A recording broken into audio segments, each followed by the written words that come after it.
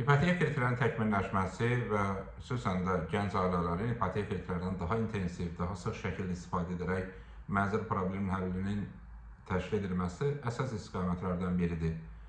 Bu kontekstdən xüsusən də güzəştli ipotek kredilərinin şərtlərinə baxılması və daha da yumşaldılması ilə bağlı təkliflərimizi təqdim etmişik. Nəzərə alsaq ki, mövcud qaydalara əsasən adi ipotek krediləri üçün maksimum məbləğ 150 min manat, güzəştli ipotek krediləri üçün maksimum məbləğ 100 min manatdır.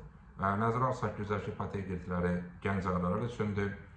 Gənc ailələr, məhz yaşı 35-ə qədər olan ailələr həmin kredilərdən istifadə etməklə mənzil problemini həll edə bilirlər.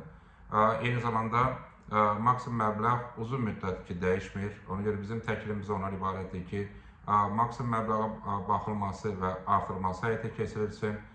Çünki nəzərə alsaq ki, Bakının nəinki əsas zonalarında və bütövlükdə paytaxtda son illər əmlak bazarında nəzərə çarpan qiymət artımları baş verib və o qiymət artımları fonunda praktik olaraq dəyişməyən maksimum məbləğlə mənzil almaqda çətinliklər var. Ona görə bizim təklifimiz ondan ibarətdir ki, adi ipotek kredilərində olduğu kimi güzəştli ipotek krediləri üzrə də maksimum məbləğ 100 min manatdan 150 min manata dək çatdırılsın.